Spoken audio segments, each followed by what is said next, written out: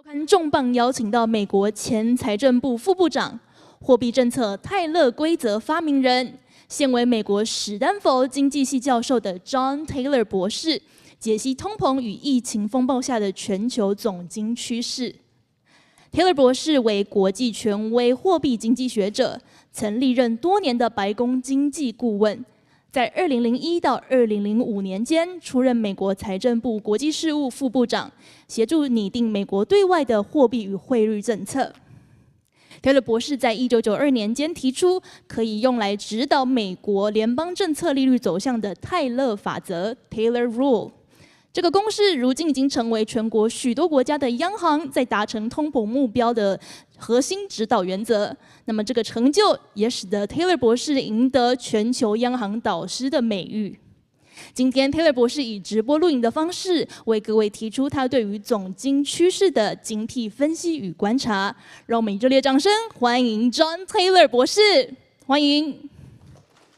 Well, welcome to this presentation. The title of my talk is The Trend of International Macroeconomics Under the Influence of Inflation and Pandemic. And I'm very happy to speak about this very important topic.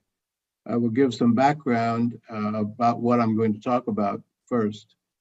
So my talk is about the confluence or the combination of four different things. One is what we're perceiving and seeing as a rise of inflation.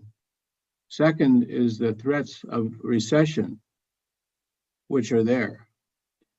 Third is there are continuing effects of the pandemic. There's no question about that. And recently, of course, this war in Ukraine and Russia has added to price pressures around the world. All these things together have led to a more volatile situation with rapidly changing security issues, diplomatic issues, and what I'll focus on here, economic issues. This reminds me of my time in government service where I went to many meetings in the Situation Room in the White House, and it was tough times, and frequently I would raise the economic issues and people would say, oh, there goes Taylor again, because the security and diplomatic issues were always front and center. But I want to emphasize the economics here because they are front and center for good reasons. So what I'd like to do in this lecture is to focus on international macroeconomic policy, which are very much part of this situation. So I'm going to first examine the influence of inflation and the pandemic on monetary policy. And I'm going to look at the documentation to show you how there's been a deviation in the United States and in other countries from rules-based monetary policy. Then I want to propose a way for the Federal Reserve in the United States and other central banks to return quickly to a more effective, I'll call it rules-based policy. And that will deal with all four of these confluences. And to do this, I'm going to review the impact of the COVID pandemic on the economy and think about some of the developments that have led to an increase in inflation and what I think is a precarious economic situation in the US and more globally around the world. So that's what I plan to do in these few minutes. First of all, let me begin with the basic story of how we got where we are. I think in some sense, the move towards more sensible monetary policy began when Janet Yellen was chair of the Fed. She began to move monetary policy in a more rules-based way. You can see examples of that in the publications, and I'll mention that in a few minutes. But that led her successor, Jay Powell, who became Fed chair, he said he finds these rule prescriptions helpful. And Mario Draghi, who was president of the European Central Bank, said we would clearly benefit from improving our reaction functions. And Raghu Rajan, not too far away in India, was the governor. He says what we need are monetary rules. And that's how it was before the pandemic. And then the pandemic hit and rules were out. The deviations from rules, monetary policy, whether you use the money supply or the interest rate, they were out. We'll talk about in a minute. Interest rates were cut, money growth was increased, and it was really to deal with the problem that we faced at that point. However, pretty soon thereafter, by early 2021, the Fed began to put the rules back in its semi-annual monetary policy report. And so it looked like this was a return to a more normal policy, despite what was a very hard hit to the US and to other economies as well. It didn't last too long, however, because early this year in February, the rules were taken out of the report again. They used to be, literally, if you looked at the semi-annual report, you could see that they were there, then they weren't there, and then they're out again. And so the question is, what's going to happen next? And the chair of the Fed, Jay Powell, recently said in congressional testimony that he'd put rules back in. And we'll see if that happens. We don't know if it'll happen yet, but he was quizzed by some of the members of the committees, both in the House and the Senate, and said that we'll put them back. And I think this is important because in a way, what I'll be talking about is rules or strategies or procedures, whatever you want to call it, are very important for monetary policy. And the fact that we've got off of that is one of the problems that we're facing. Now, the truth is, as we get into this story in more detail here, that so far there's been very small changes in actual monetary policy. We'll talk about that. And so that means a big gap exists, and I'll show you that as well. A big gap exists between more rules-based systematic strategies for policy and the actual actions of policy. And this is not just at the Federal Reserve, it's more general. And we'll give examples of that in other parts of the world as well before I'm done. So I think what's happening now, because of this deviation from a good strategy, is that we're entering a high inflation era, and that causes damage, both the high inflation and the efforts to undo it. And what we hope is there'll be a more sensible monetary policy in the US and in other countries to deal with this. Now, one thing I must say in this discussion is Ukraine, which has raised the measured inflation of certain commodities, gasoline, for example. But this problem I'm referring to began before the invasion of Ukraine by Russia. And so while that is impacting prices, it's not the whole story. And I think people are realizing that over time. So I'll talk a little bit about that as I explain some of these issues. Now, what I want to do is as I explain this basic story, is give some examples of what I'm talking about. And so maybe the place to begin is to just repeat what has happened with respect to the policy. So first of all, these are just an example about, I know it's a lot of algebra here, but this is what the Federal Reserve puts in their report until recently. This is July of 2021. They did the same thing early until this year.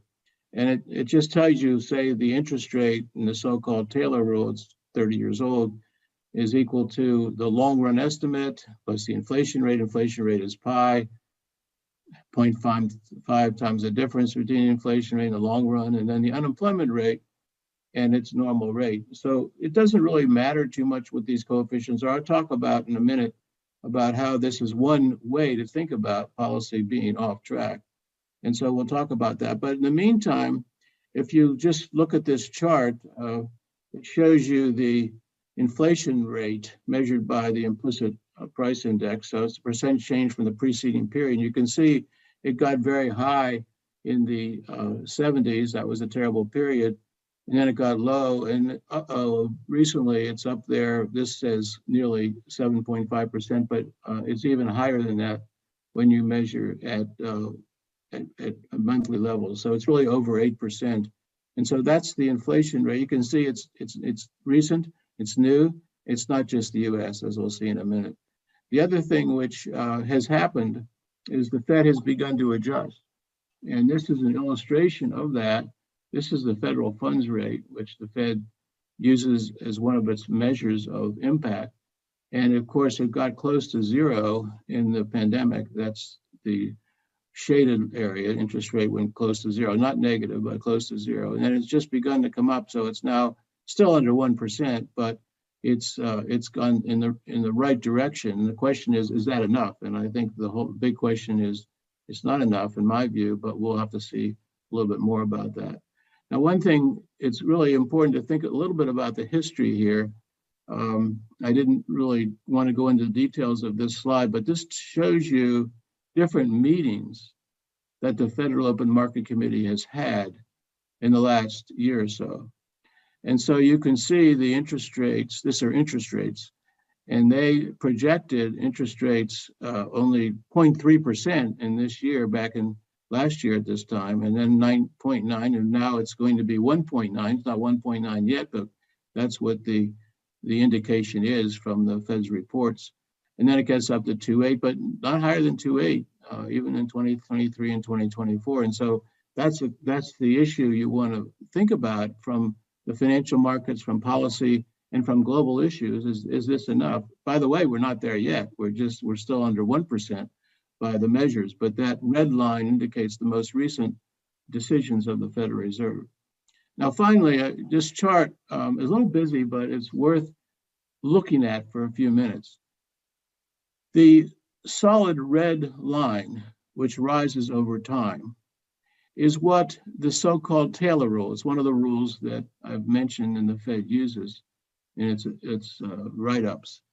That rule suggested a year ago, more than a year ago, April of last year, that the interest rate should be 2.5%, maybe even 3% going up.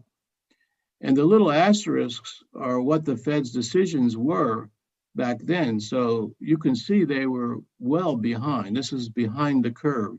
The word behind the curve comes because the green asterisk back in September was way off. It started to rise, and by December 21, the green became the orange, so it was up a little bit.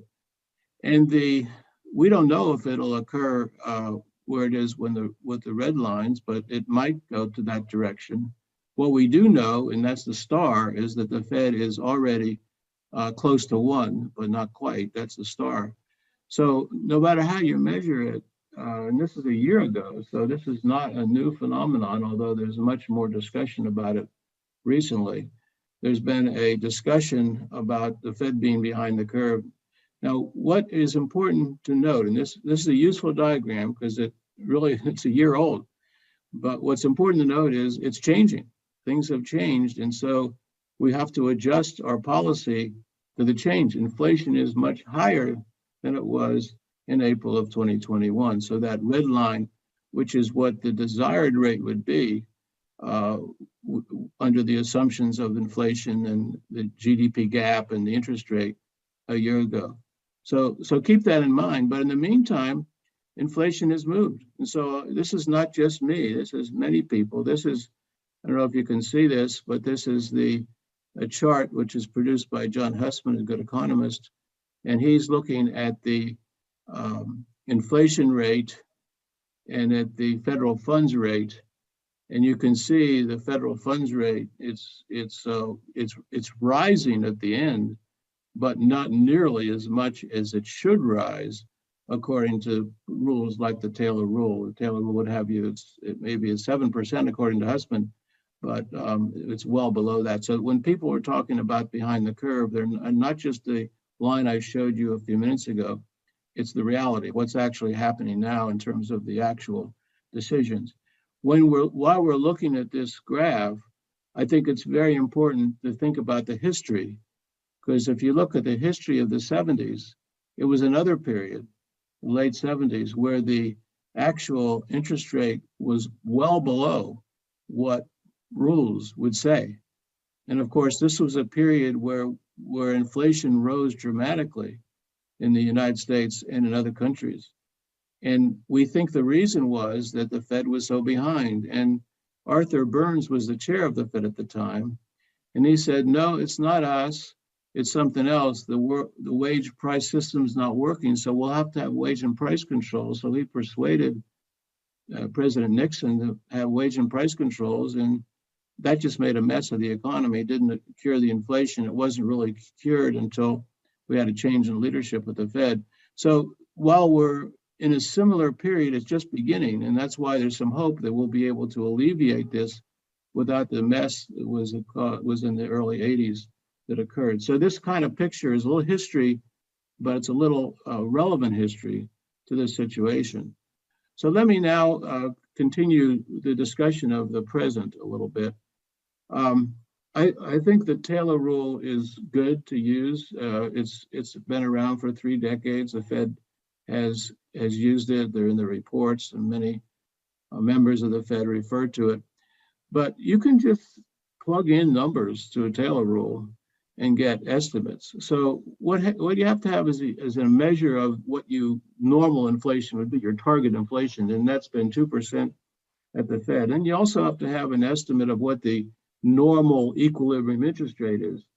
We think that's 2%. John Williams, who was a student at Stanford, he's now president of the New York Fed, he thinks it should be lower. But just take a look. If you do 2 for the inflation rate, 2 for the equilibrium real interest rate, you get 4. So it's well above what we are now, less than 1. Even if you reduce the equilibrium interest rate from 2 to 1, you still got 1 plus 2 is 3. 3 is still well above the number less than 1. But to get more realistic, the inflation rate is above 2. Suppose you think it's 3, and you plug in 3 into this little equation, you get a number of 4.5. And this is taking into account the fact that inflation at 3 is above the 2% target. So 3 minus 2 is 1, multiplied by a half, you get a half, and add to 4, you get 4.5. So 4.5 is and this is only with an inflation rate of 2. And then finally, if you think the inflation rate is higher, 4, then it goes to 6. The same simple idea. And this is assuming that the economy is in a normal state. The unemployment rate is below 4 in the United States. We could add that. I think it's probably wouldn't change the story too much, but it's simpler this way. But this is a rule. Many other types of rules exist, but they're very similar to this. So just to summarize, if you go back to July 21 monetary policy report, the Taylor rule I showed you is there, and you just plug in inflation rate over 4% for the 4 quarters, it's higher than that. There's probably not much of a gap between GDP and its potential, so let's assume that's 0. The target inflation rate is 2. The Fed and many other central banks have been talking about that for a while. Let's assume the equilibrium interest rate is 1. And then you plug all this in, you get 6%. And again, that's a sense in which the Fed is behind. It needs to catch up. It needs to do some things to take this into account. Now, what you might say, well, 4, that's too high. It's going to be lower than that, and maybe it will be. But what if it's 2? If inflation rate is 2 by the end of this year, and that output equals potential, then you still have 3% as the interest rate that the Federal Reserve should be aiming for. So that's still well behind the number is less than 1. Now, it's interesting, some members of the Federal Open Market Committee are calling for an interest rate of 3% or slightly above by the end of this year. And so maybe that's all we need, but I think it's quite likely that numbers higher than 3% are necessary. And that's really what I want to bring your attention to, is we have a lot of success with more rules-based policies, strategic policies. They're not the only way to do policy. If you can look at the screen, you see in my shelf, it's a California license plate. It says MV equals PY. These are actually Milton Friedman's plates. He had them on a little BMW he drove around. The equal sign he put himself, was not the California method, but the highway patrol would take it off and he'd put it back. So money times velocity equals price times GDP. And that was a rule or a strategy. And so what we've done, we've modified that idea to make it more realistic, to think about the interest rates, what the Fed and other central banks are doing. And I think that's the way to do it. Now, finally, one of the questions that you may have and other people have had is that, well, will raising interest rates more have a negative effect on the economy? And we certainly hope it will not. And these are just some thoughts about how to mitigate that, to ease the impact that might be negative of higher interest rates. One is to state the problem clearly. And just today in the Congress, Janet Yellen, who's now the Secretary of the Treasury, she said, and I quote, this is her words, "Inflation is really our top economic problem at this point, and that it's critical that we address it." I think that's a good statement because it indicates we got to deal with this. It's not going to go away. It's critical that we address it. Now, my own feeling is that if we follow a strategy or a rule, however the Fed wants to do it, has alternatives to do this, it will help the markets adjust. They'll know that rates will be higher, and therefore there won't be a surprise. It will be a surprise. Interest rates will rise as they have done in the past, not a new type of thing. And so that is the key. Try to have as small surprise as possible. Try to follow a strategy or a rule, and again, address the problem. And I think that will mitigate the possibly negative effects and maybe even make them disappear. This is an international issue, and that's very apparent to people around the world. And so I think what I should add is it's important for each country to follow its own rule. It's not exactly the same as the Fed's or ECB or whatever. But to follow some kind of a strategy or a rule is the way to do it. Now, one thing, just to emphasize that this is a global issue. These are some data to help you think about that. You have other data to look at, but maybe just look over on the right. It's the forecast for this year. There you have the US moving up in blue. You have the UK moving up about the same rate. These are forecasts for 22. Latin America is up. And of course, the whole Eurozone is up. So this is not just the United States. This is a more general thing. And that's an important feature because if you try to understand the reason for this, you'll see that the different types of policies are different, but what is common is the monetary policy. And then I would just maybe mention a little bit about Latin America. These are the inflation rates just in Latin America. And these are the numbers for Brazil, Colombia, Chile, Mexico, and Peru, and they're all up. They're all going up. And that's the sense in which this is a global phenomenon. I think one of the reasons for this, central banks tend to follow each other. I've written about this. They're worried about the exchange rate. They're worried about other things.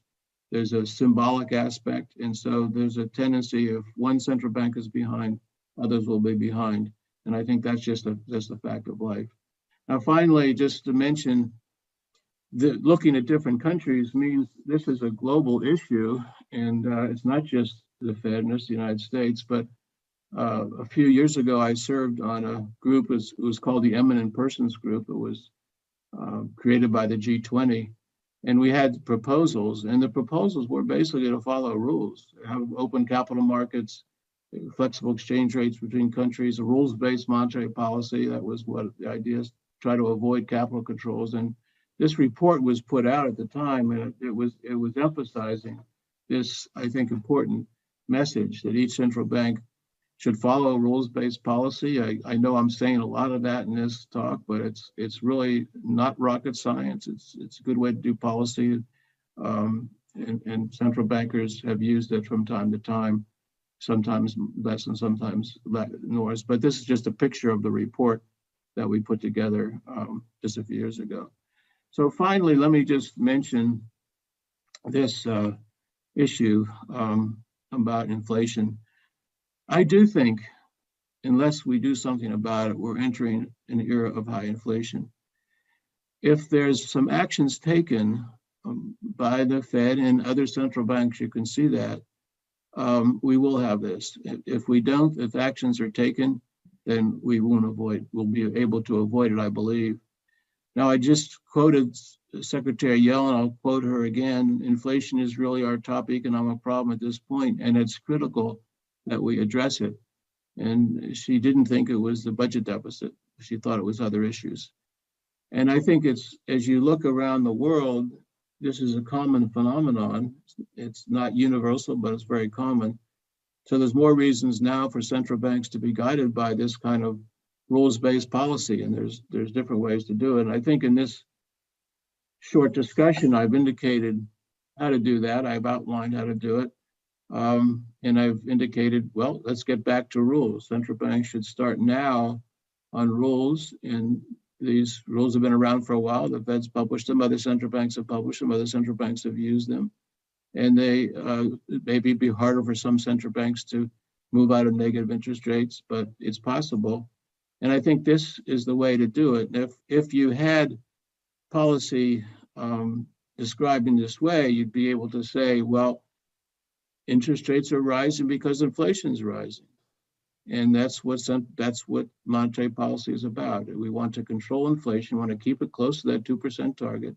Not perfect, but try as best you can, and just lay that out. And I think the advantage of saying the strategy, it's like a contingency plan. Everything in life has contingencies. Monetary policy is another one. So it's a contingency plan, which this is what we'll do if inflation continues to rise. And if inflation comes down, as I indicated in my picture, we'll have lower interest rates. And this will prevent the spiral of inflation, which we're worried about from happening. The expectation is that the Fed or other central banks will do this. And I think what's most important for me is that if this kind of action is taken, more predictable, more systematic, more rules-based, if you like, it really reduces the chances of damaging changes later. Because if you get behind, or if you surprise people too much, then it can be damaging, and nobody wants that. We want to reduce the inflation rate in the US and other countries where it exists in a way that keeps growth high and keeps the economy moving. Thank you very much. 谢谢，让我们掌声感谢 John Taylor 博士精彩又精辟的演说。